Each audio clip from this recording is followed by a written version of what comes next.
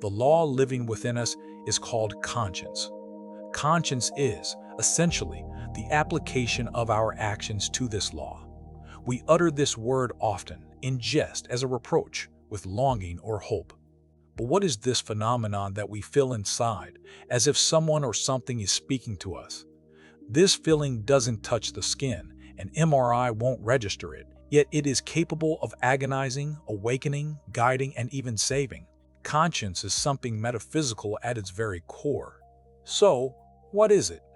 The voice of God, as they believed in the Middle Ages, an evolutionary mechanism helping us survive, or perhaps just a set of rules imposed on us by society. And then it behaves rather ambiguously. Sometimes it whispers, sometimes it screams, sometimes it wakes up too late, and sometimes it sleeps altogether, like a marmot in hibernation. Let's look into it, relying on science, philosophy, metaphysics, religion, and real-life examples. The word conscience traces back to the Proto-Slavic language, which literally means consciousness or knowing together. That is, initially, conscience is something connected with shared knowledge, perhaps with other people, God, or some suprapersonal truth. Surprisingly, this is already embedded in the word. Conscience is not a solitary feeling, but something that is within, yet not only from me. Imagine you accidentally broke or smashed something valuable at a friend's house. They didn't notice. You could just keep quiet, but something inside whispers, "Tell the truth." This voice, causing a slight sense of guilt or anxiety, is conscience. But where does it come from? The philosopher Immanuel Kant called conscience an internal court that evaluates our actions. He wrote, "Conscience is the consciousness of an internal tribunal in man." For Kant, conscience was a universal, almost divine force that helps us follow moral laws. Socrates called conscience his daemonion, an inner voice that didn't tell him what to do, but always suggested what he should not do. Essentially, the first documented intuition of a moral navigator. No Google Maps, but instead, internal ethics. Friedrich Nietzsche, on the contrary, saw conscience as something imposed by society, the result of internal training, when the beast man began to live in society and learn to gnaw at his own tail. In his words, conscience is an instinct of cruelty turned inward. Nietzsche said, "Conscience is not the voice of God in man, but the voice of society in the animal." Modern philosophers, such as Hannah Arendt, emphasized that conscience is a dialogue with oneself. Arendt wrote that a person with a conscience cannot live in peace with themselves if they commit immoral acts. This explains why conscience is so closely linked to the sense of identity and self-respect. Today's science offers a more earthly explanation. Conscience as an internal compass, but one with a material shell.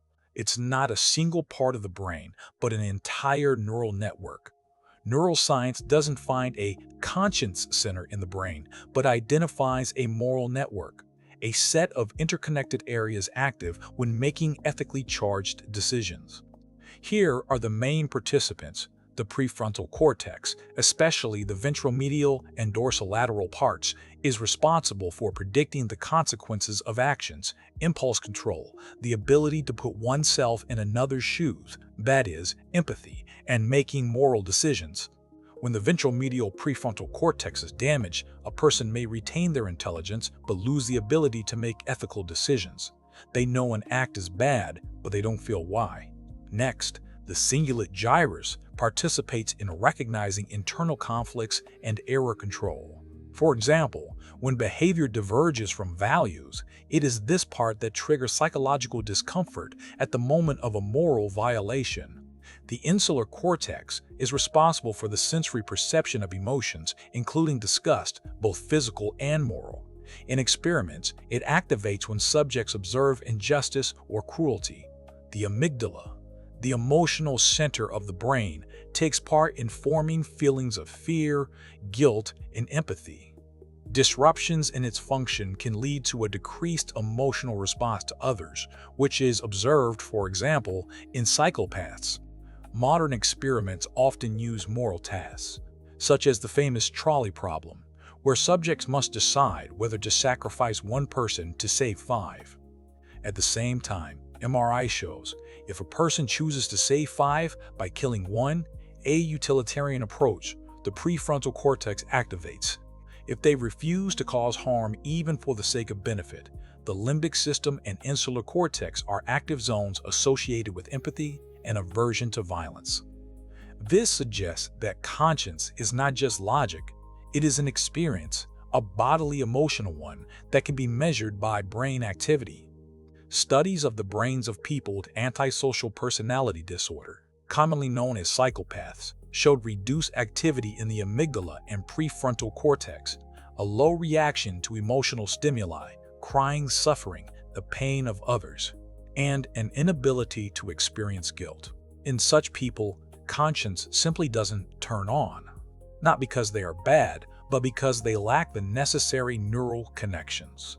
This isn't an excuse, but a biological explanation. Conscience requires neural infrastructure. Some neurobiologists and evolutionary psychologists, like Michael Gazzaniga and Joshua Green, argue conscience is an adaptive mechanism that arose during evolution to maintain social interaction in large groups. Without a conscience, a person would be dangerous to the group, isolated, and vulnerable to exile. Conscience is a biologically advantageous strategy. It keeps us within the boundaries of the acceptable, even when no one is watching. Let's look into the distant past. Evolutionary biologists, such as Frans de Waal, argue that conscience is a product of evolution. Social animals, like chimpanzees, already have the rudiments of morality.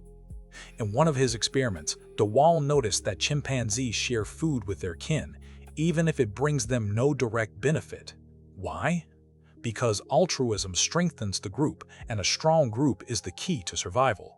Humans went further. Our brain developed the capacity for empathy, the ability to feel the pain and joy of another. This is confirmed by MRI studies. When we see someone suffering, the same zones activate in our brain as during our own pain. Empathy became the basis for the sense of guilt, a key element of conscience. If I offend a friend, my brain sort of simulates their pain, and I feel pangs of conscience. But evolution is only part of the puzzle. If conscience were purely biological, it would work the same way for everyone. But we know that's not the case. Let's move from the jungle to the modern world. Imagine two people. One grew up in a traditional Japanese family where collective responsibility is valued, and the other in an individualistic American culture. Their consciences will speak differently. In Japan, a person might feel shame for being late to a meeting because it disrupts the harmony of the group.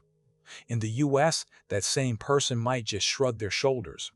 Social psychologist Jonathan Haidt, in his book, The Righteous Mind, argues that moral norms and therefore conscience are shaped by culture. He identifies 6 moral foundations, such as care, fairness, loyalty, and so on, but their priority varies across different societies. For example, in religious cultures, conscience is often linked to the sense of sin. Remember Dostoevsky and his Raskolnikov from Crime and Punishment.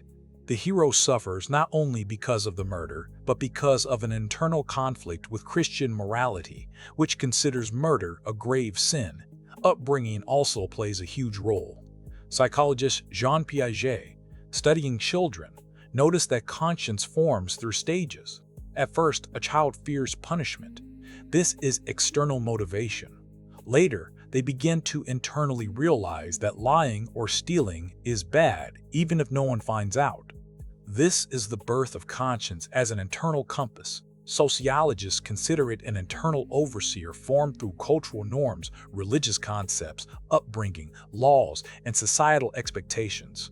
Emile Durkheim called conscience a reflection of the social totality embedded in the individual. You are not alone. You are always among. Conscience, in this sense, is like an internal society. In the Christian tradition, conscience is considered an internal testimony to God's law, implanted in man from birth.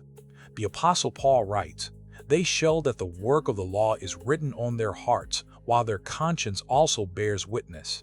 Conscience is like a built-in spiritual compass. Even for those who have never read the scriptures, it can convict or justify. This means that conscience doesn't always depend on knowledge. It is embedded in human nature. For the Church Fathers, Augustine, John Chrysostom, Basil the Great, conscience is not just a moral feeling, but a form of divine presence, an internal court that transcends human reason. John Chrysostom said, "Conscience is a law not written with ink, but implanted by God in the nature of man." However, it's important. Conscience can be distorted by constant violations, self-deception, and pride. Then it ceases to be the voice of truth and turns into a tool for justification. In Islam, there is the concept of Fitrah, the innate pure nature of man that strives for goodness, justice, and unity with Allah. Conscience here is the internal knowledge of what is right, given to everyone from birth. It can be muffled by sins, but it never completely disappears. The Prophet Muhammad, peace be upon him, said, "Consult your heart. Righteousness is that which does not trouble your soul, even if people claim otherwise."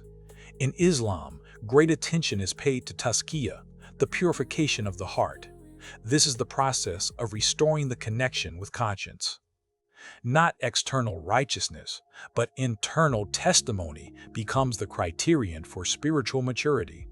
In Hinduism, conscience is often linked to the Atman, the inner self, a particle of Brahman, the absolute reality.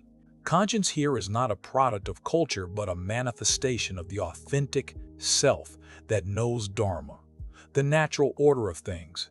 In the Bhagavad Gita, Krishna tells Arjuna, "It is better to do one's own duty imperfectly than another's perfectly." What does this mean? Following one's own Dharma is the path of conscience. If a person lives in harmony with themselves, they hear the inner voice. But if they live in lies and self-deception, conscience disappears along with the authentic self. In Buddhism, there is no idea of a God judge, but there are the concepts of karma and mindfulness. Conscience in this system is the intuitive awareness of the consequences of one's actions, not as a punishment, but as a law of nature. The Buddhist equivalent of conscience is hiri and otapa. Hiri is internal shame before oneself, the guardian of the mind. Otapa is the fear of disrupting harmony, the guardian of consequences. The Buddha said, "He who has no shame before himself and no fear of consequences does not know virtue." Conscience here is not a command, but a function of developed consciousness, the result of meditative practice, work with attention and compassion. Many modern spiritual traditions, Zen, transpersonal psychology, the integral approach, view conscience as a manifestation of the true self, that is, a subject free from the ego. Conscience is not a norm, but a resonance. You feel a dissonance when you go beyond the bounds of authenticity. Conscience doesn't say you can't do that. It whispers, "This isn't you." In this sense, conscience is not about rules, but an internal recognition. This is mine, and this isn't mine. Conscience is not only the brain and society, it is also our personal experience. From a psychological perspective, conscience is not a single emotion, but a whole cocktail: guilt, shame, anxiety, empathy, and control. It begins to form in early childhood, around ages 2 to 3, when a child develops self-awareness and the capacity for interiorization, the internal adoption of external norms. It doesn't fall on us from the heavens. It isn't hardwired by a genetic code like eye color. It forms quietly, almost imperceptibly in early childhood, at a sensitive, emotional, open age when every word, gesture, and look of a significant adult is imprinted deeper than any later diploma or decree. This happens not through lecturing, but in live, soulful communication with those the child perceives as a support, an authority, as a big person who can be trusted completely. These encounters are like the passing of a torch from adult to child. Not instructions are passed, but meanings, not rules, but experience. A subjective, personal, yet authentic wisdom transmitted through a look, a story, a gesture, tears. Later, all of this seemingly disappears. grows into the flesh, dissolves into the subconscious, but it remains. And when an adult stands at a crossroads where right and left aren't marked by road signs, suddenly a voice comes from within. Sometimes it doesn't speak, but simply causes a sensation. Don't do that. This is forbidden. This is right. And that's when conscience speaks, or to put it another way, a message. Vest from someone in the past, someone who once gave you a piece of the meaning of life. And this might not just be a person. It could be a stray phrase, a scene from a movie, or a line from a book that once touched, not the mind, but the feelings. Conscience is not just an inner voice. It is the memory of an encounter with something real. A memory hidden in the unconscious, but ready to sound when the outside world becomes too noisy. The founder of social learning theory, Albert Bandura, believed that a child first follows rules to avoid punishment or get approval. But over time, they begin to perceive these rules as their own, and internal control arises. That is, conscience. Lawrence Kohlberg, an American psychologist, identified levels of moral development and conscience in his view appears at higher stages when a person begins to be guided not by external punishments or rewards, but by internal convictions and universal principles of justice. Conscience is born in the context of significant others. Without love, without a sense of safety and empathy, a child doesn't form a healthy internal self, and therefore no conscience as a part of it. British psychiatrist John Bowlby and his follower Mary Ainsworth suggested that conscience forms in the context of an early emotional bond with a caring adult. When a child has a secure attachment, they interiorize the figure of the adult and begin to imagine how they would react to their actions. This internal perceived reaction becomes the basis of conscience. What would mom or dad think of me if I did this? With traumatized attachment, a distorted conscience may form, either a hypertrophied, obsessive sense of guilt or a deformed absence of empathy and self-reflection. Think about it. Was there a moment in your life when you did something and then couldn't sleep for a long time, replaying it in your head? That's conscience reminding you of its presence. Psychoanalyst Sigmund Freud considered conscience part of the superego, that part of the personality that adopts the moral norms of parents and society. He wrote, "Conscience is an internal censor that punishes us with a sense of guilt." For example, if a child lied to their parents, they might feel guilt not because they were caught, but because they violated the trust of those close to them. Lawrence Kohlberg spoke of conscience as a level of moral development, from external obedience, I do the right thing because I'll be punished, to autonomous morality, I do the right thing because I cannot do otherwise. Conscience is not just a feeling, but a result of cognitive and emotional growth. Interestingly, in some people, it can get stuck at the "I'll get caught" level, while in others, it can develop into a degree of altruistic pain for another's suffering. A curious example is the research by psychologist Jesse Bering. He showed that even atheists, who don't believe in God, can feel that their conscience is watching them like an internal judge. This suggests that conscience is not only a social, but also a deeply personal phenomenon that is formed through reflection and self-criticism. We can take an unexpected turn and look at conscience through metaphysics, even though it lies outside scientific categories. Nevertheless, from the point of view of regressology, a field studying supposed memories of past lives through regression in an altered state of consciousness, usually under hypnosis, conscience can indeed be seen as an echo of experience from past incarnations. Conscience as the memory of the soul. Many specialists in the field of regression believe that conscience is not just the result of upbringing or culture, but a developed spiritual structure that evolves from life to life. If a person in past incarnations committed acts that cause suffering to others, this can leave a kind of karmic trace. Such a trace manifests in the current life as an innate sense of guilt, compassion, or a moral orientation that defies logical explanation. Conscience as the experience of pain. Some schools argue that conscience forms as a result of one's own suffering, not necessarily for one's own actions, but as a deep empathic trace.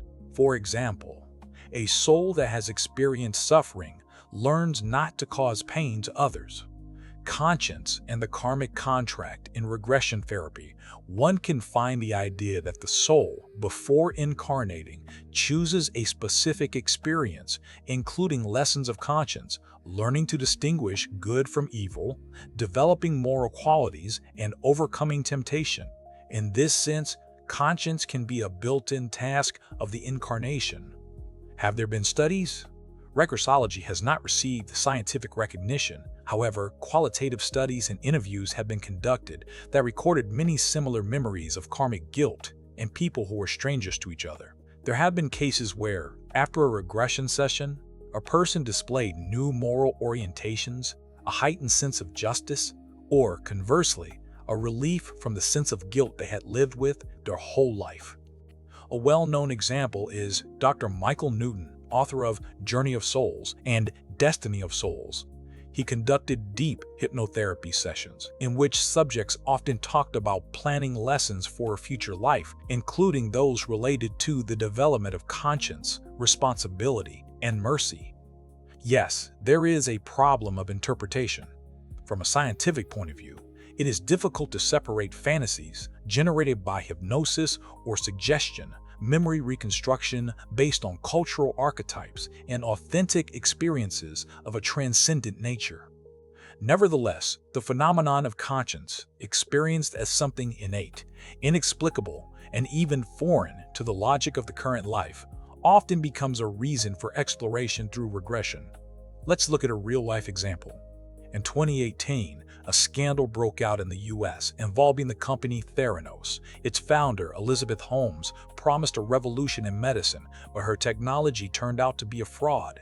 Employees who knew the truth kept quiet for years, but two of them, Kyla Schultz and Erica Chung, eventually blew the whistle. Why did their conscience not allow them to remain silent despite the threat of firing and lawsuits? This case shows how conscience can drive people to bold actions, even when it's dangerous. Now, conscience isn't always straightforward. Remember Milgram and his famous experiment on obedience to authority. Participants delivered electric shocks to other people, following orders, even though many felt pangs of conscience. This shows that conscience can come into conflict with external pressure and doesn't always win. Can one live without a conscience? Of course. But for how long and how deeply? Conscience in the era of post-truth and moral relativism is undergoing a crisis. When everyone has their own truth, conscience turns into an app with customizable notifications. Once a day for some, once a year for others, and never for some. But conscience is not an overseer. As we have already said, it is an internal lighthouse. It can be irritating, knock us off course, keep us from sleeping, but it also keeps us from completely turning into those who just do their job without regard for the consequences. Conscience today faces new challenges. In the era of the internet and social media, we constantly face moral dilemmas. For example, is it worth publishing a post that might offend someone? Or how should we react to the injustice we see online?